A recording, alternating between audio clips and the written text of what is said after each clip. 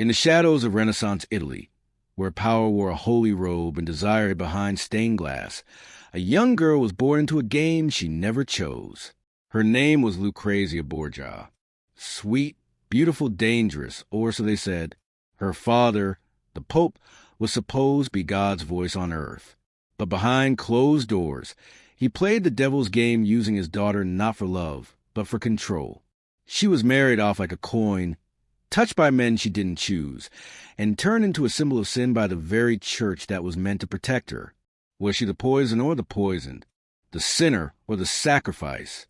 What happens when the most powerful man in Christendom turns his daughter into a weapon of lust and betrayal? The answer lies in one of history's darkest, most seductive tales. It was the year 1484, and behind the towering walls of the Vatican, whispers began to stir not divine miracles or holy revelations, but a secret so grotesque that even the most hardened cardinals dared only to speak of it in hushed tones. At the center of this shadowed tale sat Pope Innocent VIII, a man entrusted with the spiritual guidance of millions, yet leading a life stained by sin so dark they could never see the light of day. But this is not just about him. It's about her, the girl born from sin, raised as if it were sanctified, a child whose very existence should have been impossible, yet was carefully hidden, protected, and ultimately manipulated by the highest power in Christendom. Her name was erased from history, her face forgotten, but the echoes of her tragic fate still linger in ancient documents, buried beneath centuries of dust and deception. She wasn't just any child. She was a daughter of the Pope, born not from a sacred union, but from a forbidden affair, and instead of being cast aside or sent away, she was brought into the heart of the Vatican itself not as a scandal to be silenced, but as a secret to be nurtured, raised under the watchful eyes of her father, groomed for a destiny too horrifying to imagine, a destiny shaped not by love, but by control, corruption, and a desire that should have never existed in a man of God. No birth certificate marked her arrival. No church bells rang. No royal announcements celebrated her name. She was born in silence, a child of shadows, delivered not in the grandeur of a palace, but behind the sealed doors of a secret chamber where faith and sin danced together in darkness. Her mother? A woman whose identity was wiped clean from history, her fate unknown. Some say she vanished shortly after childbirth. Others whisper she was locked away, never to be seen again. But one truth remained. The Pope had a daughter, and he refused to let her go. She was taken in as if she were royalty, dressed in fine silks, taught languages and etiquette, raised among nobles and clergy alike. Yet there was an unspoken understanding that set her apart. She was never introduced publicly, never acknowledged with a title, never given a future beyond the walls that held her captive. The Vatican became her cradle, its corridors her playground, and the man who wore the triple crown her father in both blood and name. But what kind of life awaited a girl raised under such unnatural circumstances? In a world where power dictated truth and secrecy was currency, she grew up knowing only one thing: obedience. To question was to risk everything. And so she listened, she watched, she learned.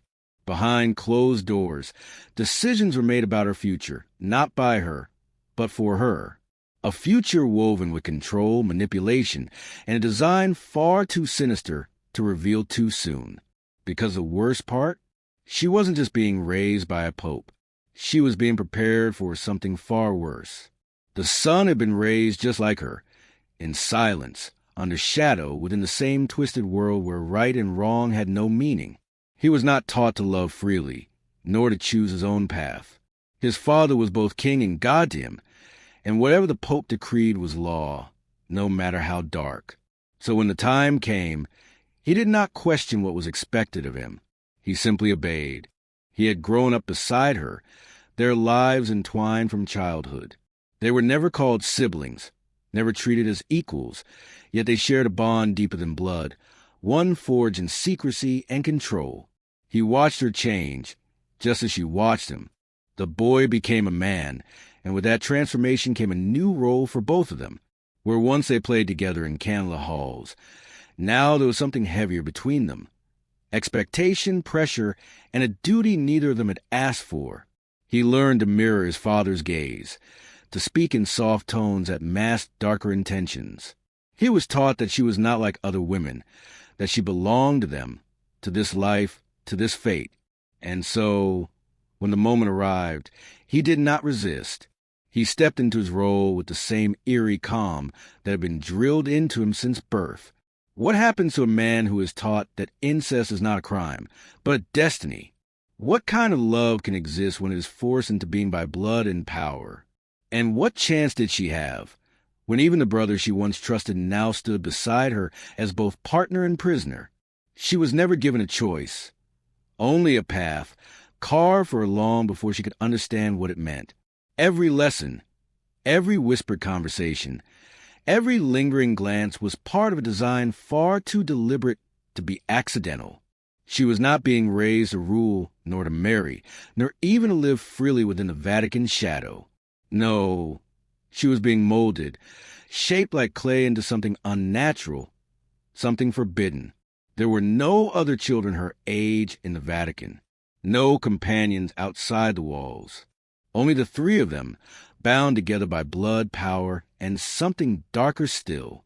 She grew up believing this was normal, that this was her fate, to serve her family, to fulfill her role, to exist not for herself, but for them. And as she reached womanhood, the lessons became sharper, the expectations clearer, the boundaries between right and wrong blurred beyond recognition. What happens to a girl who has never known freedom when she is finally told what is expected of her? Does she resist? Or does she simply obey? The answer would define everything that came next. The Vatican was a fortress of faith, but behind its sacred walls, something else was being practiced, something hidden beneath robes and rituals. It started slowly, subtly, a touch that lingered too long, a whispered word that carried more than affection, a presence that became unavoidable. She was no longer a child. Her body had changed, and with it, so had her role. There were nights when the silence felt heavier than usual, when footsteps echoed just outside her door, when the candlelight flickered as if disturbed by unseen hands. She would lie awake, heart pounding, knowing what might come next, not because it had been spoken, but because it had been prepared for years of conditioning leading to this moment. What kind of man commits such sins and still wears the crown of Christ's vicar on earth? What kind of father looks into his daughter's eyes and sees something other than innocence?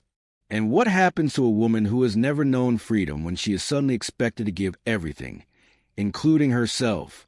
The Vatican was a city of prayers, but not all prayers were answered. Not hers, at least. She had learned long ago that faith was for the faithful, not for those trapped behind closed doors, not for those whose lives were dictated by power and secrecy. The priests who knelt in candlelit chapels never knew her name. The pilgrims who traveled from across the world to seek blessings would have been horrified to know what sins were being committed just above their heads. Yet no one spoke. No one intervened. It was as if the walls themselves had been built to keep more than just secrets. They kept people in, and she was one of them. There were rumors, of course, whispers that drifted through corridors like smoke, vanishing before anyone could grasp them. Servants exchanged glances instead of words. Cardinals turned their backs when they saw her coming, but no one dared raise their voice. To accuse the Pope, even silently, was to risk everything. Excommunication, imprisonment, disappearance. Some say there were others before her. Women brought into Vatican under false names, only to vanish without explanation. Some say letters were written, cries for help buried beneath layers of bureaucracy and fear. But if they ever existed, they were erased, burned, hidden, or lost forever in the archives where truth went to die. What kind of power silences an entire institution? What kind of fear keeps cardinals quiet and bishops blind? And what happens to a girl who realizes too late that the world outside those walls may be just as complicit as the ones holding her captive? There were those who tried, long before her and perhaps even beside her, to pull back the veil on the Vatican's darkest secrets. Some were servants who saw too much. Others were priests who heard confessions they were never meant to hear. A few were cardinals, men of faith shaken by what they could no longer ignore. But every time someone dared to speak or write or warn the world beyond the walls, they vanished like smoke in the wind. No bodies were ever found. No trials were ever held. Only silence followed. Some say they were sent away quietly, given new identities and lives far from Rome, forced to forget what they knew under threat of worse fates. Others believe they were locked away in hidden chambers beneath the Vatican itself, places where light had never touched, where voices faded into stone. And then there were those who simply stopped existing, names erased from records, faces removed from portraits, lives rewritten as if they had never been. She had seen it happen, not with her own eyes, but in the way people disappeared overnight. A favorite tutor gone without explanation, a maid who once smiled at her now replaced by a stranger with hollow eyes. She understood then that speaking out was not just dangerous, it was fatal. But silence did not mean ignorance, and silence did not mean peace.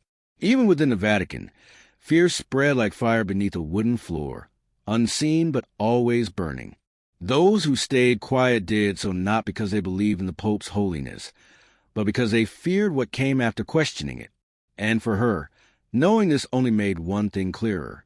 If she ever wanted to be free, she would have to escape not just the Vatican, but the very idea that anyone would ever help her. History is written by the victors, and in the Vatican, the Pope was always the victor. But what happens when the truth refuses to stay buried? Hidden among dusty archives, forgotten letters, and forbidden records lies a trail of whispers that refuse to be silenced. Some are dismissed as rumors, others branded as conspiracy, but a few remain chillingly persistent, pieces of a puzzle that, if put together, could shake the very foundation of the Church. There are documents long locked away that hint at secret births, unexplained disappearances, and names that were deliberately erased from history. One such letter, allegedly smuggled out by a fleeing priest, speaks of a daughter of shadow raised within the Holy See, not for love, but for something far more sinister. Another record, buried beneath centuries of bureaucracy, mentions payments made to unnamed women under vague circumstances, women who vanished soon after. Historians have debated whether these accounts are fact or fiction, but one thing remains undeniable. During Pope Innocent VIII's reign, strange events unfolded behind closed doors. A child with no name, a woman with no past, and a family tree twisted beyond recognition. Some argue that time has distorted the truth, that scandalized minds of the past exaggerated what they did not understand. Others believe the Church itself rewrote history to protect its most powerful figure. But what if the truth was never lost? What if it was simply hidden, waiting for someone brave enough to look? And what if, even now, the echoes of that dark legacy still linger beneath the Vatican's sacred halls? In the deepest vaults of the Vatican, where dust settles on forgotten truths and time itself seems to hold its breath, there may still exist a final proof. Letters sealed away, journals never published, confessions written in trembling hands before their authors vanished. These documents, if they still survive, could expose everything: the truth of her birth, the nature of her upbringing, and the horrifying purpose she was meant to serve. Some say these records were burned long ago, destroyed by those who fear what the world might learn. Others believe they were hidden, not out of shame, but to preserve them for a future when the world would be ready to listen. There are rumors of secret chambers beneath St. Peter's Basilica, places untouched by light where forbidden knowledge sleeps behind locked doors. If such a place exists, it may contain more than just relics of faith. It may hold the last whispers of a woman whose life was erased from history. One such letter, allegedly smuggled out decades after Pope Innocent VIII's death, speaks of a girl raised not as daughter, but as destiny. Another, discovered in a private collection in Florence, hints at a pact between father and son, a sacred justification for sins that should never have been blessed. And then there's a diary of a servant, found torn and incomplete, describing a night when screams echoed to the halls, followed by silence that lasted for years. What if these fragments are more than just rumors? What if someone, somewhere, still knows where the full story is buried? And what if one day it is finally uncovered? How does something so unthinkable happen in the heart of Christianity, in the very seat of moral authority, where sinners confess, forgiven, and condemned? How does a pope, the spiritual leader of millions, twist faith into justification, obedience into submission, and blood into desire? It begins with power. Absolute power does not just corrupt, it reshapes reality. In the Vatican, where divine right was believed to rest upon the Pope's shoulders, there were no checks, no balances, no one to question his will. To oppose him was to defy God. To accuse him was heresy. And to expose him, that was treason. But power alone was not enough. There had to be silence, complicity, a system built not just on faith, but on fear. Cardinals who knew better than to speak. Bishops who learned when to look away. Servants who understood that survival meant staying blind. And then there was the corruption of meaning itself. Innocence became obedience. Love became control. Faith became a veil under which sins could hide. The Pope did not see his actions as crimes. He saw them as destiny, sanctioned by divine right, protected by centuries of unquestioned rule. He was not breaking commandments. He was above them. This was not just one man's descent into darkness. It was an entire institution twisted by unchecked authority, a machine that fed on secrecy, protected its own, and crushed those who threatened to reveal the truth. And within that machine, she was not a victim, not in the way the world understands victims. She was a product of it, raised not to resist, but to accept. But what happens when even the most broken soul begins to question? What happens when faith turns to doubt and silence finally breaks? She was never given a name that history would remember, but her life left scars that could not be erased. What became of her, whether she escaped, perished, or simply vanished into obscurity, remains one of the Vatican's most haunting mysteries. Some say she died young, broken by years of control and silence. Others believe she was sent away, hidden under a new identity, her past buried so deeply that even she could no longer find it. But what if she survived? What if she lived long enough to carry the weight of her truth, to whisper her story in the dark to someone who might one day tell the world?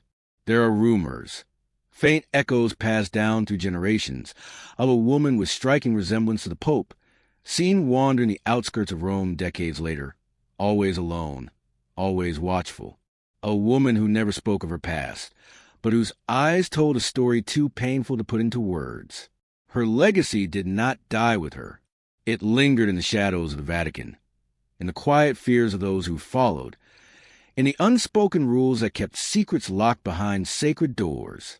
Her existence challenged everything the Church stood for: purity, holiness, divine order, and yet her pain became part of its foundation. Even now, centuries later, the question remains: was she ever truly free? And more chillingly, was she the only one?